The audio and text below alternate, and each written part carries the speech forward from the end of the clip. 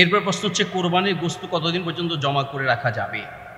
নবী সাল্লাল্লাহু আলাইহি ওয়াসাল্লাম যখন অভাব দেখেছিলেন এলাকায় বা দেশে, তখন তিনি বলেছিলেন 3 দিনের বেশি কেউ কোরবানির গোশত জমা করে রাখবে না। অভাবগ্রস্ত অবস্থায় তিনি এই নির্দেশ দিয়েছিলেন।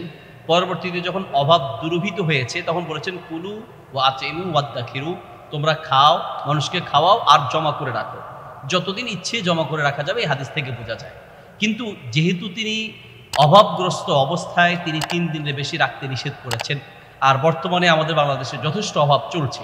আমরা যারা হয়তো মধ্যবিত্ত বা যারা ধনী আছে তারা হয়তো বুঝতে পারছে না, কিন্তু এমন অনেক মানুষ আছে যে যারা যথেষ্ট অভাবে দিনাতিপাত করছে। এই জন্য আমাদের উচিত যে আমরা বেশি দিন জমা করে রাখবো না, নিজেরা খাবো, মানুষকে খাওয়াবো এবং দান করে দিব। বাকি একান্ত আপনি চাইলে জমা করে রাখতে পারেন। জমা করে রাখার যে নিষেধাজ্ঞা ছিল সেটা নির্দিষ্ট সময়ের জন্য ছিল, পরবর্তীতে রাসূল সাল্লাল্লাহু আলাইহি ওয়াসাল্লাম জমা করে রাখার অনুমতি দিয়েছেন। তবে অভাব বা গরিব দুস্থ অসহায় মানুষদের দিকে তাকিয়ে বেশি দিন জমা করে না রেখে মানুষকে দান করে দেয়া, নিজেরা খাওয়া এবং আত্মীয় স্বজনকে খাওয়ানো উচিত।